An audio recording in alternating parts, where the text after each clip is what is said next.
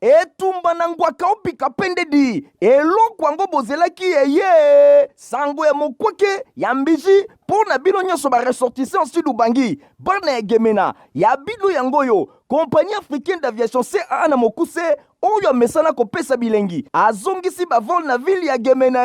désormais bokobanda kozwa 2 fois par semaine veut dire lundi na jeudi bavol vers Kinshasa gemena Kinshasa kasi bavol yango mpe na avion bimpuka te kasi na Airbus A320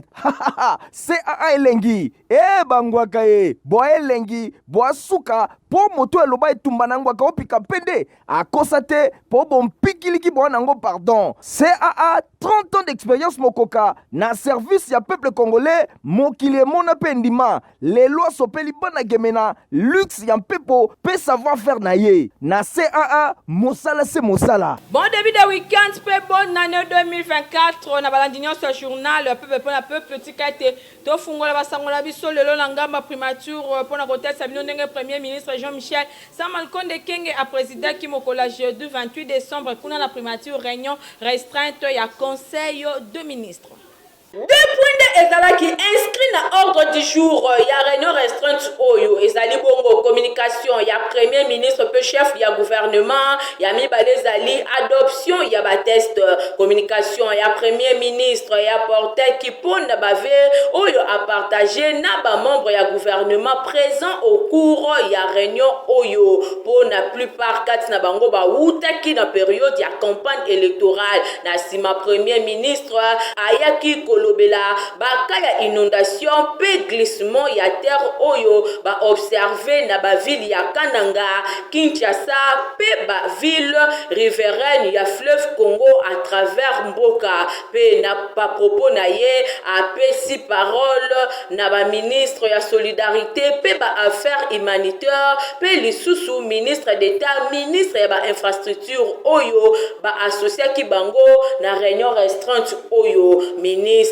Ndangambo na ye ministre ya solidarité pe ba affaires humanitaires na occasion à sa présentation exhaustive ya situation na Kananga na Kinshasa pe na ba ville riveraine ya fleuve Congo pe lisusu ba disposition na lombango oyo esengeli ezwa mapoye ba solo na ko soulager ba famille oyo bazali affecté pe ko intervenir pour na ko assurer sécurité na ba différentes personnes oyo bazali vraiment touché pe na lombango koyeba na ko évacuer bango na bisika moko ya malamu po na ministre d'état ministre ya ba infrastructure y a complété que a présenté na gouvernement quelques axes pour na ko trouver ba solution na lombango po na ba zone oyo ezali touché na ngambo ya premier ministre Jean-Michel Samalukonde Kenge a instruire na vice ministre ministre ya ba finance po ete bazwa ba disposition moko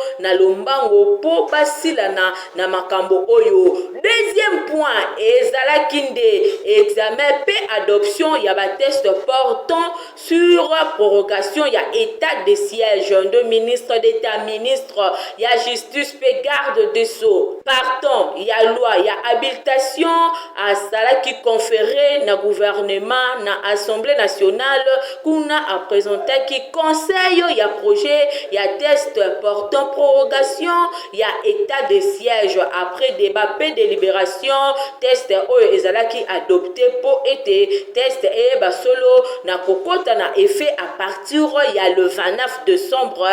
2023. Toti kalikaka na masolo ya primature pona kosososa bino ndenge premier ministre Jean-Michel Samalukonde Kenge ayambaki le même jeudi 28 décembre kuna la primature gouverneur ya Kasai Central John Kabeya Shikai.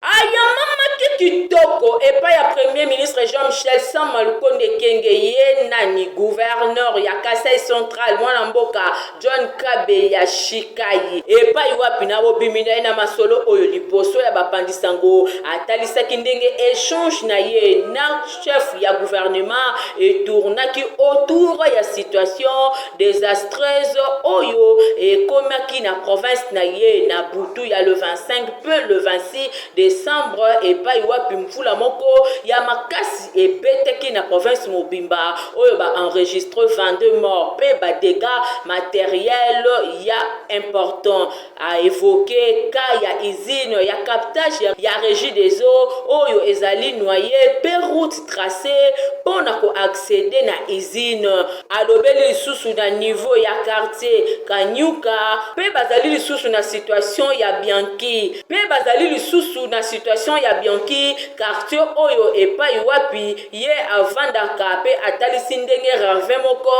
et se développer et ravager à peu près 15 ménages alobeli lisusu route ya académie militaire ex efo epai wapi na avenue Kamwandu kuna nde cimetière pe pona kokunda bato ekomi vraiment ko poser problème lelo kuna alobeli voie ferrée epai wapi ekatani na deux parties et kuna atalisi lisusu ndenge mesirete ya masango ezalaki kotekama na 2500 kasi lelo ematiti na 8500 francs congolais nyonso wana ezali ba conséquences ya mbula ebebisi vraiment province na bango pe lisusu ebebisi ba église ebebisi avenue Kasavubu etouché école moko na commune ya Nganza yango nde ezalaki masolo oyo babetaki na premier ministre oyo na ngambo na ye alobi baza ko intervenir na lombango pour situation oyo esi la province ezala na kimia. Ba élection ya le 20 décembre elekaki nango bien na ville ya Chikapa kasi ba candidat misusu en perte de vitesse conscient na ba échec na bango bakomi kokosela baninga makambo.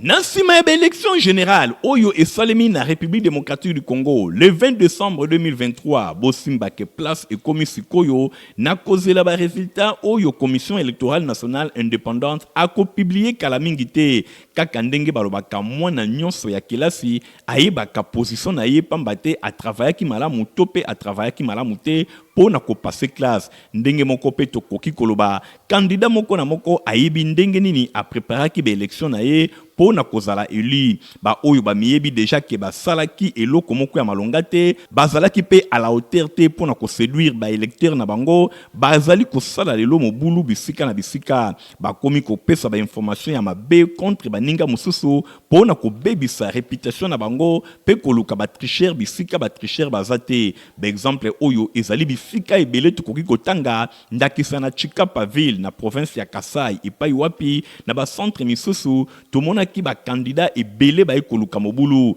ndakisa candidat moko bazali kobenga ye ango ye moto aye vraiment kosala mobulu na ba centre mingi lokola awa na Libumba ndenge bozali komona candidat oyo azali en perte de vitesse atindi batu ya makasi pona kosala mobulu pe ko menacer ba témoin ya ba candidat mosusu pamba te amoni ke azali élu te amenasaki même ba agent ya commission électorale nationale indépendante et suki kaka wana te bosimba ke candidat oyo amoni ke azali na ye voté te kasi ye azali kosilikela batu ebele oyo bapesaki ba vote surtout ba oyo bazali bandeko na ye akomi kotanga kombo ya honorable sénateur John Muyamba Ngov oyo azali vraiment na ya Chikapa leader incontestable ye asala ba plein ya ndenge na ndenge bazali kobenga ye lelo sénateur sans frontières ye azali matembele ya simandaku azalaka na ekolo moko te azali pona ba chokwe azali pona ba pende azali pona ba luba ba binji ba shilele pe bongo na bongo ye amesana ko drainer ba foule ya ndenge na Chikapa oyo moto nyonso ayebi pe moto nyonso amona kasi boni lelo bakende koloba makambo ya lokuta pona ye kutunde azalaki au fourré au moulin na ville ya Chikapa na province ya Kasai pona ko battre campagne pona élection ya candidat numéro 20 Félix Antoine Tshisekedi Tshilombo. Depuis 2006 honorable John Muyamba Ngov azalaka toujours élu baponaka ye sénateur na 2011 baponaka ye député na 2018 abimi député abimi lisusu sénateur wana nyonso ezali kotalisa ke population alingi ye mingi pamba te azali vrai défenseur na bango kasi misusu lelo bayebi ata eloko moko te pona ba préoccupation ya population ya Chikapa bango ba poninde koya na lokuta koya na ba information moko ya mabe pona ko bebisa image ya baninga ndakisa makambo oyo euti koleka le 20 décembre 2023 ba exerçaki violence na ndenge ya kosakana te sans raison valable nzokande honorable John Muyamba na ngambu na ye azali toujours serein ye azalaka mutu ya kofinga te azalaka pe mutu ya kochola te amenaka politique na ye na ndenge ya malamu azalaka toujours préoccupé na développement ya province ya Kasai en général pe ya ville ya Chikapa en particulier mon côté lelo akoki kowanga na popularité na ye na ville ya Chikapa pambate ba image etalisaka ndenge kaka ba mesana koloba télévision ezali radio te boye ba pêcheur nyonso en eau trouble esengeli toloba na bango bazali koluka ba journaliste na bango pona kopesa bango misolo pe ko bebisa image ya bato mosusu pona koloba lokuta en défaveur ya ba candidat oyo bazali na ngambo mosusu to sengi na bango bazala kimia babanga na bango te kasi bazala kaka animé na esprit ya fair play tango ba résultat ya commission électorale nationale indépendante et kozala publié le 31 décembre 2023 s'occuper aux 8 bongama lisusu malamu après 5 ans oya kotia libaya kasi pona honorable John Muyamba Ngov mon côté na Chikapa abosaniye population to etuluku ya bato oyo bazala kasima na ye ezali kotalisa ke azali vraiment aimé. Banvula oyo eza konoka ces derniers temps na ville province à Kinshasa eza ko provoquer ba inondation et belenda kisa na cité du fleuve ndenge héritier mapindemi atalisi. Na tombo ya jeudi 29 décembre 2023, population bavandi na cité du fleuve Congo, le long ya fleuve mingi penza na commune ya Limete pe na commune ya Gombe, balamuki makolo na mai botala bino moko débordement ya fleuve Congo et Salemi. Population azali konyo kwa manandenge ya kosakana te, nyonso wana street ya bamvula oyo ezali konoka ebele ces derniers temps na ville ya Kinshasa. Mituka na mai, bandaku na mai, makolo na mai pe biloko ya ndenge na ndenge ibibi badega ebele esalemi population avandi na cité du fleuve azalaki na pasi pona kobima na tongo pe kokende bisika oyo bango bakendaka kosala mosala to pe ba affaire ya ndenge na ndenge situation oyo esalemi na cité du fleuve Congo mobimba pona débordement ya fleuve esuki kaka wana te même na ba cité mosusu lokola ya Mbudi Binza pompage boy kinsuka pe bongo na bongo population à vivre même scène boy ezali mingi esali makamingi te komona débordement ya fleuve eye bana kokota tina bandako ya bato bavandi na ba quartier lokola Mbudi kinsuka pompage pe bongo na bongo nyonso wana ezali conséquence ya bamvula oyo ezali konoka mikolo oyo ebele depuis mois de novembre pe mois de décembre na République démocratique du Congo pe particulièrement na ville ya Kinshasa ndenge bino moko bozali komona et kosenga ba autorité bayeba na kosala quelque chose pambate ba cité nyonso environnante ba cité nyonso pene ya ba mai ezalaka tango nyonso pasi pona likambo etali ba inondation na tango oyo ba mvula ezali konoka vraiment ebele ndakese ya cité du fleuve. Ba reporter ya journal ya peuple bakendaki na quartier Kinsaku kuna la commune ya Matete et pali wapi batali sibino ndenge bazana problème makasi na oyo etali insalubrité pe banzela rit kindu apesi bino ba détail. Tozali na komini ya Matete mingi penza na quartier Kintaku wapi epai banzele ezali ya kobeba bafulu kutu koloba te botala bino moko mituka elekaka lisusu te surtout mpo na kokoma na kisenso population oyo bazali kolela tongo mpe pokwa surtout mpo na bafulu oyo ezali komema ba maladi ya ndenge na ndenge toza na problème yo moko tala kaka bamai bafulu soki ozwi boke kuna okuta tala fula munene okende boye bakandi baposa mapango bato bakoma obimela kaka na batine mpona nini aveni na biso eza ya kobeba yo moko omona ndenge ezali Kinsaku eloko kaka tokosenga na bakonzi eza kaka lisungi bakotalela biso Kinsaku tala vraimen balongolela biso fulu oyo tala fulu vraimen liboso ya lupango moyo tobimisa te koteka ezali te mpona nini salite eleki makasi tobandi ke bosenga ya population eyokani na matoi ya bakonzi po soki banzela ebongi pe bafulu elongwe ekopermettre na population ya coin oyo bavivre na bacondition ya kitoko. Route City train na commune ya Matete depuis babanda ko botonga yango ti lelo misala eza kosila kaka te héritier mapinde mi abeta kituru kuna. Nzela oyo bozali komona babengaka yango route city train lelo ezali kobengama nzela ya Bralima na commune ya Matete. Mikolo eleki ezalaki ya kobeba makasi misala ebandaki po na kobongisa nzela oyo ezali raccourci bamituka ezali kouta boulevard Lumumba ekoti na petit boulevard na commune ya Matete ezali kosala raccourci na quartier Banunu Malandi ti na wenze ya Matete oyo ezwami na grande route kasi kobeba na yango esalaki pasi mingi commune ya Matete ekomaki na banzela moko limité babandaki kobongisa pe basukaki na nzela ebotaki na yango matiti même ndunda ebotaki na nzela oyo surtout côté ya virage ya quartier Malandi toujours na commune ya Matete population alelaki makasi balobi misala ezongi kasi suwe ya population ezali komona misala ekende ti na suka maloba nanga ezali kwa bazosala boye bakontinue yango esila ntina suka tomona ndenge esalami malamu ndenge nzela ebebaki olokende ezali asobi otemika awa ozopama otransport okekisami mesole nzela ekobeba oyo transport foke etiki ntango kuna mesole ezali mwa avantage mpo anini na oteka na biso oteka ekozwaka malamu bandako mpe ekozwa malamu ekoma baprimo ya bien bato bana boyo ekozwa kote mpo mikuluna mpo eseza te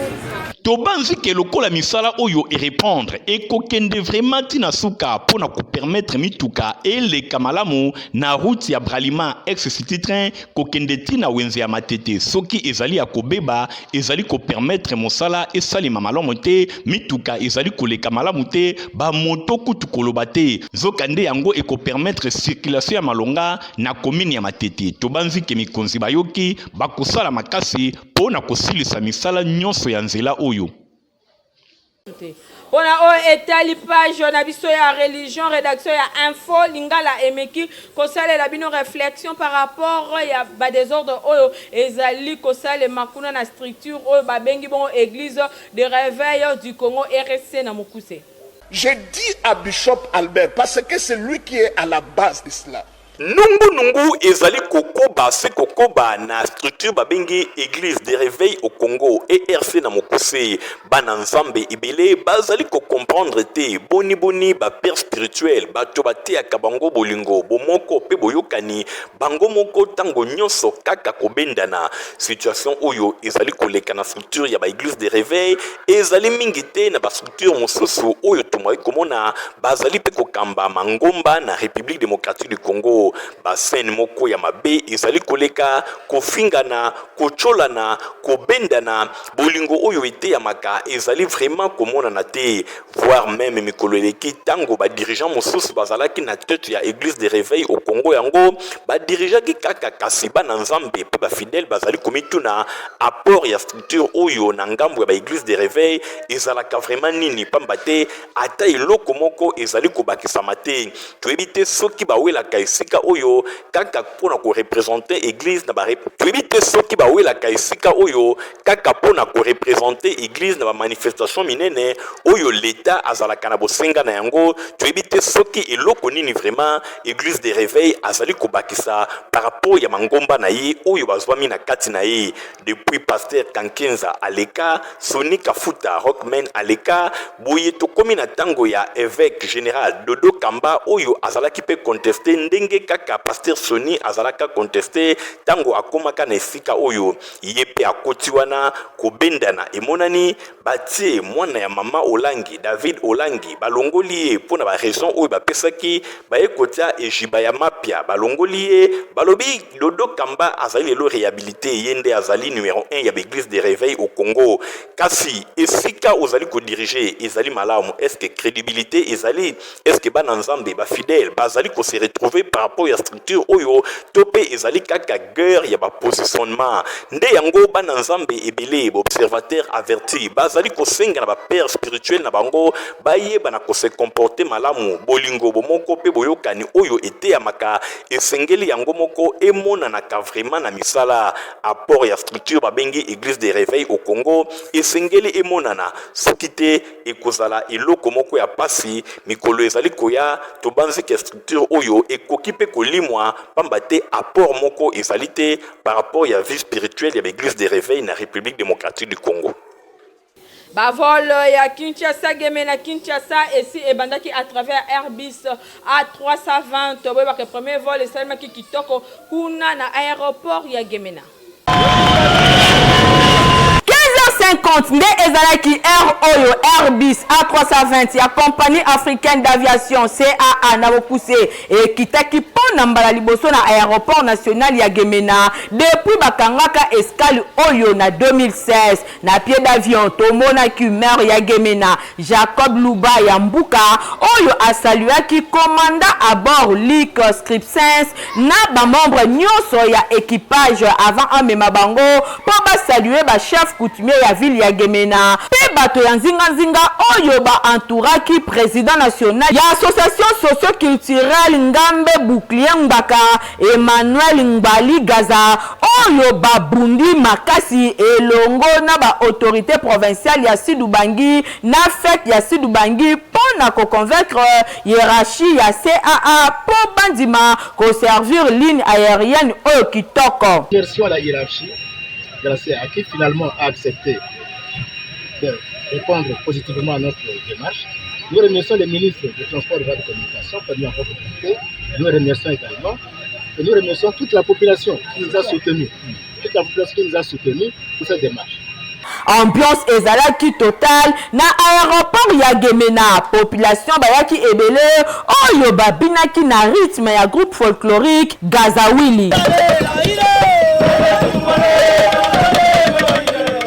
Et landisamaki na visite ya avion na kati epai ya ba chef coutumier pour na rendre compte ya confort pe capacité d'accueil nango pour na premier vol Oyo bondi melangake CAA azalaki na 123 passagers na arrivé pe 92 na départ ya Gemena Oyo ezali penza motif ya fierté pour na chef ya escale Monsieur Longondo GG. À la joie pour la journée d'aujourd'hui puisque mon patron m'a honoré. Je suis en train de rassurer la population que nous sommes là. Donc on a organisé 2 vols par semaine. Je sais que si plus on va augmenter le trafic, nous allons aussi modifier. On va ajouter encore un autre. Voilà la seule promesse que moi je paie, que nous sommes avec vous et nous allons desservir la contrée de Sud-Ouest.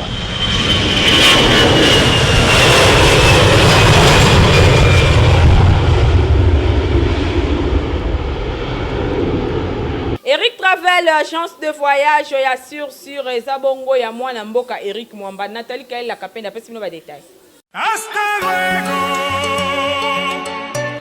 Yango oyo mwana kin ozana posa kokende partout na ba pays nyonso ya Schengen na yebisa bino l'homme ambassadeur ya développement mwana mboka Eric Mwamba aza kosunga yo na ba démarche na yo ADG Eric Mwamba elongo na agence Eric balobi oya ebi sa confiance ya sur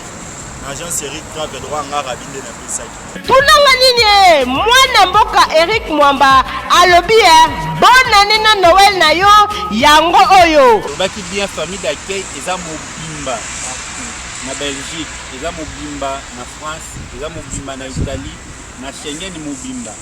Bambosana te yo oza pe na pose kokende na Turquie, Dubaï, Afrique du Sud, Chypre, oza na pose ya visa Schengen, États-Unis, kokende na yo musika te, agence Eric eza wana erataka te sur prise en charge na yo pe eza rassuré. Agence Eric Travel ezwami bango na 11e rue Limete, mosika te na INPP. Yo oza na Tiangu, boulevard Lumumba, côté ya Masina, soki olingi okota na entrée Kimbuta. Na Mikonga, na commune ya Tele, ozali sur boulevard Lumumba, numéro 44, na quartier Mikonga na commune ya Tele, référence CCT, non loin ya alimentation régale. Bana ya Funa, na diagonale ya commissariat la police, côté ya Rekingabwa. Bongo na Victoire 2 na commune ya Kasavubu, yoswami sur avenue Bongandanga, numéro 2, na commune ya Kasavubu, na kati ya immeuble PP Center. E bongo yo na Lukunga, kende kaka na Kitambo magasin, pene ya Facebook. Bongo na rond-point Ipen, tozali sur avenue Marine numéro 1189 na quartier Ngomba Kikusa na Binza UPET en face ya entrée principale ya église de la porte. Agence Eric Travel ezome mabino likolo bokomela pema. J'ai pris le McDo, j'en ai fait cadeau, j'en ai bientôt. moto nyonso azalaka na mposa kolata basapato ya qualité na République démocratique du Congo place eza se moko na 7 mairie limité epai ya Papa Griffe héritier mapindi mapesi bino baprécision. Pasi na ngai eutako apio olingaka basapato kitoko olingaka mokoto ya malonga oyo ekobimisa yo propre liboso ya bato nyonso esika eza se moko na 7e rue na commune ya Limete na place commerciale na Petit Boulevard tala malamu yeyo collègue ya bato nyonso basalaka basapato minene na mikili ya poto basapato ya kitoko oyo bino boyebi yeyo ye moko ayebi mosala na ndenge akosakana te bato nyonso bayebi collègue ya Jimmy Weston azali kosala koto na ndenge akosakana te nayebi ke chef de l'état Fachi Beton oyebi nga na kombo oyebi nga na elongi oyebi nga na musala. Moi je pense que c'est déjà quelque chose de bon. Puis oyebi bate ezalaki na limete toki na premier ministre ozalaka na yo na musée oyo kota palais du peuple obengaka ngai tokutana mais ti lelo kaka bablocage. Mais on a même le ministre là, ministre de la culture Azali, ministre de l'industrie Azali, ministre de la PMI Azali, PMR. Mais pourquoi tu es au Tchanga Maboko, on a diminué le taux de chômage. Pour nous les hommes, par contre, on n'a pas Patrice pour diminuer le taux pour encadrer jeunesse, pour transformer Bango, si on a pour ça la sapate. Est-ce que on a besoin de ça pour nous? Je ne pense pas. Automatiquement, à Oluka, Azala, responsable pour qu'il y ait des familles. Mais pourquoi? Dans ça, il était pourquoi? Dans ce cas-là, on a fait un Argentine au Bila. Adjoint à Zali chez Goko Moulumba, fils gouverneur Argentine au Bila. Nous avons même bonne foi. Alors, nous avons pas chef de l'État. Nous avons fait mon compte. Nous avons dit que ma politique, tout le monde a mais il fait qu'il bonne foi. Autorité nous basée en haut. Moi je pense que nous ça la effort et ça devoir on a vu nous on a devoir dans la salle ceux qui étaient dans la 7e rue place commerciale na Petit Boulevard place partie soit un peu monsieur on a ambassade de Dora Kekele pour on a la présence de la salle dans un bien organisé dans ça avec Kanda nyonso oyo ekosena l'état le but de soutenir yo yango na bimisi mais il faut soutenir un gars. Bon, je comprends. Tant que client ne soit pas d'accord,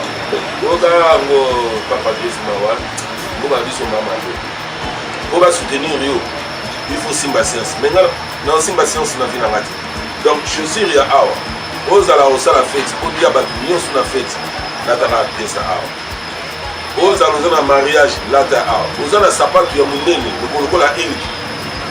Il y a un ordinaire comme un roi et mort. De Kokao. Aux ala au le roi est mort.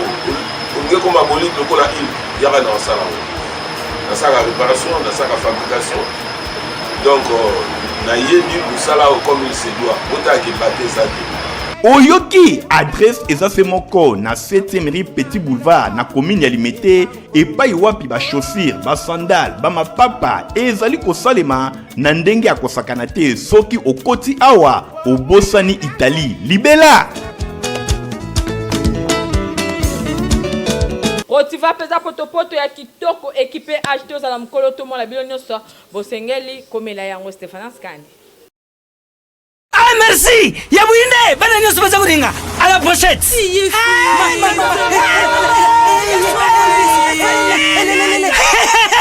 Vous allez quoi, mais Protivap est tonne la protéine et énergie! Ah papa, merci pour les protéines pour les enfants. Eh Bino, bote la baonine! Bote ma bote la Bino! Mama kansa bomba bonga! Bona bana na yo bakumarukura bana oyo! Faut laisser kabango, poto poto, Protivap! Et ça, pota pota te! Allez, kamata! Bon appétit!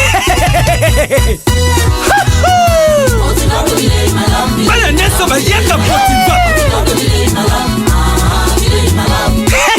Ah bah si kulia ya bango Protivap, ba bandi ba danser na bango ya babebe pro tala baya yango chante kitoko ntoto makasi tuka na mbimbi oyo tuka na mbimbi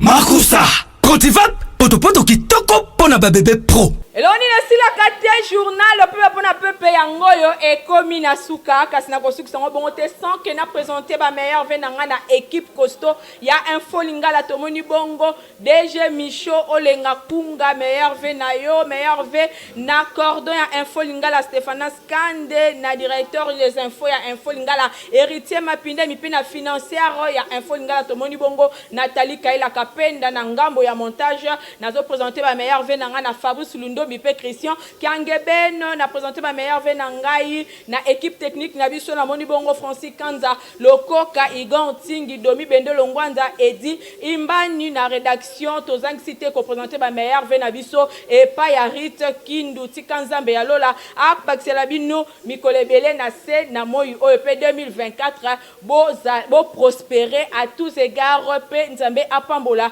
misala na bino bokende toujours liboso pe na bo santé ko présenter meilleur vena batonyo sobalula kolanda info lingala